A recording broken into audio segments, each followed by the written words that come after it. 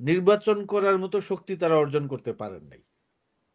আপনি এক বছর একটা নতুন একটা রাজনৈতিক দল হয়েছে, যেই দলের যারা লিডার নেতৃত্ব কি জুলাই আগস্টের মতো একটা বিপ্লবের নেতৃত্ব দিয়েছেন, তাদের গঠিত দলের এখন আসলে খুব ভয়াবহ। কয়েকদিন আগে রংপুরে চোর বলে দুইজনকে রাতের বেলায় মেরে ফেলছে। এই যে এরকম একটা মানে ভয়ের পরিবেশ, আপনি ঢাকা শহরে এখন হাঁটবেন, আপনাকে যে কোনো 10 জন ঘিরে ধরে পিঠে মেরে ফেলতে পারে মব কি আর ফেলে না। জামাতের ভোট কত শতাংশ? 7-8%। জামাত তো বাংলাদেশে কখনো একটা জোটের সঙ্গে ক্ষমতায় ছিল, 4 দলীয় জোটের সঙ্গে, কিন্তু এককভাবে তারা কখনো ক্ষমতায় যাইতে পারে নাই। এককভাবে তারা কখনো ক্ষমতায় যাইতে পারবে বলে হুমায়ুন সরকার নামে এক এই যে গান টান করেন আর কি, আমাদের যে গীতিকবিরা আছেন যারা স্থানীয়ভাবে গান টান করেন, উনার একটি গান সম্প্রতি বেশ ভাইরাল হয়েছে। 6 মিলিয়নের বেশি ভিউ হয়েছে।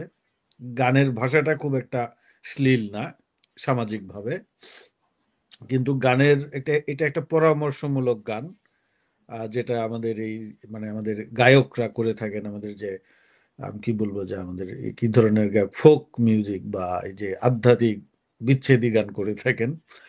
এই গানের উনি পরামর্শ দিয়েছেন একটা। তো এই হুম। এই সিপিবির আমার ধারণা গানটি অনেকে আপনারা শুনে থেকেছেন। এই এই এনসিপির অবস্থা হয়েছে এই গানেরও, যেই পরামর্শ উনিটা দিয়েছেন হুমায়ুন সরকার, ওই রকম অবস্থা আর কি। যে এনসিপি আশা করেছিল একটা, যারা তাদেরকে স্বপ্ন দেখিয়েছিল তারা আধা পথে নিয়ে এনসিপি কে রেখে চলে গেছে, কোমর ভেঙে দিয়েছে এনসিপি।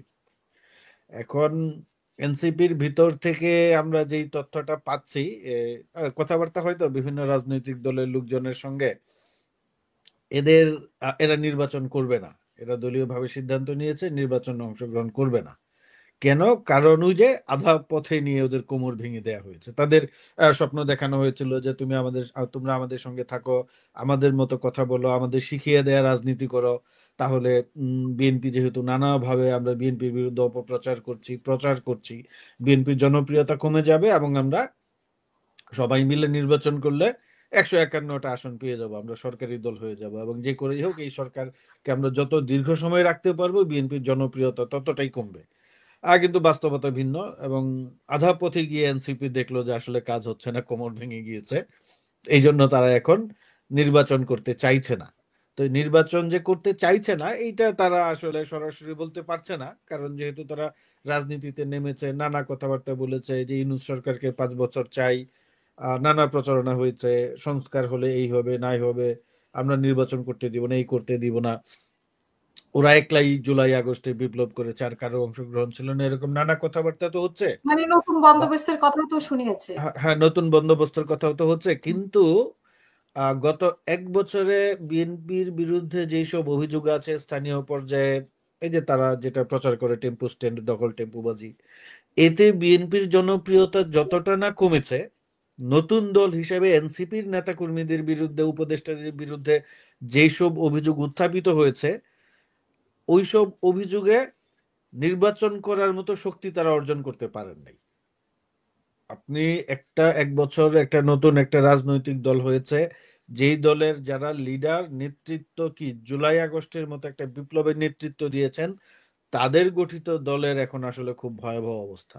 তারা আমি বলি, আমার কাছে মনে হয় এই দলের যারা গুটি কয়েক ছাড়া অধিকাংশ নেতা কর্মীদের কথাবার্তা দেখলে আমাকে তাদের মানসিকভাবে সুস্থ মনে হয় না, মানসিকভাবে স্থির মনে হয় না। কারণ এই দলের পক্ষে তো এখন জোয়ার থাকবে। এরা বিপ্লবের নেতৃত্ব দিয়েছে, শেখ হাসিনার মতো ফেসিবাদকে হটাতে তারা সামনে থেকে মিছিল করেছে। তাহলে এই দলের এই পরিণতি বা অবস্থাটা কেন? কারণ ওই যে তাদেরকে মানে নিয়ে গেছে আরেক পথে, ভুল পথে কিন্তু নিয়ে তারা তো গিয়েছে। বলছে যে বিএনপির কোমর ভেঙে যাচ্ছে দিন দিন, মানে না, এক এটা একজন। তারা বলছে বটে।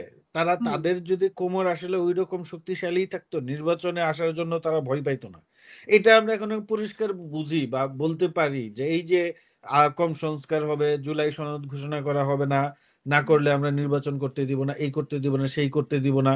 এখন বাংলাদেশের রাজনীতিতে জোর করে কোনো ধরনের পরিবর্তন বা আটকে রাখার সক্ষমতা তাদের নাই। একদম পরিষ্কার ভাবে যদি বলি, আমরা রাষ্ট্রের যে আপনার, হ্যাঁ তারা সরকারে আছে, কোনোভাবে তারা উপদেষ্টাদের দিয়ে কথা বলাচ্ছে, প্রধান উপদেষ্টার উপর তারা প্রভাব বিস্তার করতে পারে, কিন্তু আমি পরিষ্কার ভাবেই বলি, বাংলাদেশে এখন সব মানুষ নির্বাচনের পক্ষে। সারোয়ার ভাই যেটা বললেন, এই যে রাষ্ট্র তো স্টেট তো ফাংশন করছে না। আপনি পুলিশ 1 বছর হয়ে গিয়েছে, আইন শৃঙ্খলা পরিস্থিতির কোনো উন্নতি হয়নি। আপনারা দেখেছেন কয়েকদিন আগে চট্টগ্রামে 3 জনকে পিটিয়ে, একজনকে মনে হয় পিটিয়ে মেরে ফেলছে ওই রাতের বেলা। মব মব হুম, বলে 3 কিশোরকে পিটাইছে, এর মধ্যে একজন মারা গেছে। একজন না 3 জনই মারা গেছে, আমি পরিষ্কার বলতে পারছি না, বাট মব এই যে তাদেরকে চোর বলে পিটিয়ে মেরে ফেলা, এই মবের যে একটা কয়েকদিন আগে রংপুরে চোর বলে 2 জনকে রাতের বেলায় মেরে ফেলছে। এই যে এরকম একটা মানে ভয়ের পরিবেশ, আপনি ঢাকা শহরে এখন হাঁটবেন, আপনাকে যে কোনো 10 জন ঘিরে ধরে পিঠে মারায় ফেলতে পারে। মব কি আপনি পকেট মারছেন, এখন আদৌ মারছেন কিনা, আপনি আদৌ পকেট মার না হুম। ভদ্রলোক, তার কোনো নিশ্চয়তা নাই। এই যে সার্বিক যে অবস্থা সারা দেশে, 1 বছরে তো অবস্থার কোনো উন্নতি হয় নাই। তাইলে কিন্তু সাধারণ মানুষ চাচ্ছে যে এখন দেশে একটা নির্বাচন হোক, নির্বাচন হয়ে একটা নির্বাচিত সরকার আসুক, মানুষ স্বস্তির নিঃশ্বাস পেলুক। জুলাই আগস্টে বিপ্লব করেছিলাম, কিন্তু আমরা আরেক অনিশ্চয়তার মধ্যে যাওয়ার জন্য না। পরিষ্কারভাবে এই সরকার ব্যর্থ হয়েছে এবং এনসিপি ব্যর্থ হয়েছে তাদের রাজনৈতিক এজেন্ডা স্থাপন করতে। যেই কারণে এখন এনসিপি যতই বলুক যে ফেব্রুয়ারিতে নির্বাচন হবে না, জামাত যতই বলুক পিআর না হলে নির্বাচন হবে না, আমার মনে হয় না এনসিপি এবং পিআর এর নির্বাচন আটকানোর সেই সক্ষমতা বা জনসমর্থন আছে। ধরেন আমরা কথাবার্তা শুনে যা বুঝি, সেনাবাহিনী এই মুহূর্তে নির্বাচন চাচ্ছে। তারা 1 বছর ধরে সেনানিবাসের বাইরে আছে, সেনা মোতায়েন আছে বাংলাদেশে, কিন্তু আইন শৃঙ্খলা পরিস্থিতির কোনো উন্নতি হয়নি। তাইলে এখানে বলতে পারেন যে সেনাবাহিনীকে নামানো হয়েছে, সেনাবাহিনীকে সঠিকভাবে ব্যবহার করা হচ্ছে না, নয়তো সেনাবাহিনী ব্যর্থ হচ্ছে। তো সেনাবাহিনী কেন এটার দায়ভার নিবে? এই যে পরিস্থিতি যে ভালো না, আইন শৃঙ্খলা পরিস্থিতি ভালো না, সো সেনাবাহিনী নির্বাচন চায়। সেনা প্রধানের কথাতে আমরা শুনেছি, উনি দরবারে বলেছেন, এবং সেনা প্রধানদের উদ্দেশ্য করে, সেনাবাহিনীকে উদ্দেশ্য করে এই এনসিপির নেতারা বা উপদেষ্টারা যেইভাবে কথাবার্তা বলেন। আর সেনা প্রধান তো সর্বশেষ একটা দরবারে নাকি মিটিং এ বললেনই যে তাদের বয়স কম, তারা ভুল বুঝে বলেছে, বয়স হলে যখন তারা বুঝতে পারবে, লজ্জা পাবে তখন। এইটা উনি হয়তো বা কথার কথা বলেছেন, কিন্তু এটা বাংলাদেশের অধিকাংশ মানুষ, এমনকি সেনাবাহিনীর সদস্যরা ভালোভাবে নেয় নাই। তো এই যে সরকারের যে বিভিন্ন আপনার স্টেক হোল্ডার গুলো আছে, সেনাবাহিনী নির্বাচন চায়, আমি যতটুকু জানি পুলিশ বাহিনীও নির্বাচন চায়। তাদের কোনো কমান্ড নেই, তারা কি করবে বুঝতে পারে না, তারাও নির্বাচন চায়। আপনি মানে আমলাতন্ত্র কার দেখেন। কমেন্ট মানবে, মানে সরকারের হ্যাঁ, কমেন্ট মানবে হ্যাঁ, না দলে কমেন্ট। হুম, এই আমলাতন্ত্রে আমলাদের সঙ্গে কথা বলেন, তারাও নির্বাচন চায়। কয়েকদিন আগে হুম। এনবিআর এ আন্দোলন হয়েছে, সেখানে 36 জনকে আবার সাসপেন্ড করা হয়েছে। নানা এখানে সংকট আছে। এনবিআর এর লোকজনের সঙ্গে আমি আজকে সকালে কথা বলেছি, তারাও চাচ্ছে যে নির্বাচন হোক, এবং তারা মনে করছে নির্বাচন হলে এনবিআর এর সঙ্গে প্রশাসন ক্যাডারের যে একটা সংকট তৈরি হয়েছে এনবিআর সংস্কার নিয়ে, সেটারও সমাধান হবে। বড় দল হিসেবে বিএনপি নির্বাচন চায়। তাইলে পরে এখন যদি শুধু এনসিপি আর জামাত নির্বাচন না চায়, তাইলে পরে আমার মনে হয় না এটা দেশের মানুষ গ্রহণ ইসলামিক করবে। আমার কেন আন্দোলন, আরো কিছু দল আছে ইসলামিক একটা আন্দোলন, কিন্তু প্রতিদিনের ইসলামিক আন্দোলন, এবং আমি বলতে চাচ্ছিলাম ইসলামিক আন্দোলন এবং জামাতের উপর ভরসা রাখার কোনো সুযোগ নাই। তারা হচ্ছে যে হুমায়ুন সরকারের গানের মতো আধা পথে এনসিপি কে রাইখা নির্বাচনে অংশগ্রহণ করে ফেলবে। জামাত হইল সেই দল যারা আপনার এরশাদের অধীনে 1986 সালে নির্বাচন করেছে। তাদেরকে এখন তারা, আমার আমার আমার ধারণা জামাত শেষ পর্যন্ত নির্বাচনে যাবে। আর জামাত যদি নির্বাচনে নাও যায়, সেটা বাংলাদেশের রাজনীতিতে খুব বেশি গুরুত্ব ফেলে না। জামাতের ভোট কত শতাংশ? 7-8 শতাংশ। জামাত তো বাংলাদেশে কখনো একটা জোটের সঙ্গে ক্ষমতায় ছিল, 4 দলীয় জোটের সঙ্গে, কিন্তু এককভাবে তারা কখনো ক্ষমতায় যাইতে পারে নাই। এককভাবে তারা কখনো ক্ষমতায় যাইতে পারবে বলেও মনে হয় না, তাদের সেই সক্ষমতা নাই। তাইলে সারোয়ার ভাই নাম উল্লেখ না করেই বললেন যে ছোট ছোট দল। ছোট দল বলতে তো আমরা এখন জামাত এবং এনসিপি কেই বুঝি। এরা যদি নির্বাচনে না যায়, আমার মনে হয় না এটা বাংলাদেশে খুব বেশি একটা মানুষজনের মানে খুব একটা প্রভাব, হ্যাঁ, প্রভাব ফেলবে বলে মনে হচ্ছে না। কারণ আমরা তো আওয়ামী লীগকে নির্বাচনে আসতে দিব না, বড় দল হিসাবে। আওয়ামী লীগ নাই, তারা ফেসিবাদের দায়ভার তারা বহন করতে হবে, এটার তাদের বিচারের মুখোমুখি হতে হবে, সাজা ভোগ করতে হবে। এরপরে বিএনপি আসবে, বিএনপির সঙ্গে যারা নির্বাচনে আসবে তাদেরকে নিয়ে নির্বাচন হবে। এই আপনার সংস্কারের জন্য অমুক তমুক এই সেই বলে তো আমরা অনির্দিষ্ট কালের মধ্যে তো অনিশ্চয়তার মধ্যে বসবাস করতে পারি না, এটা সম্ভব না।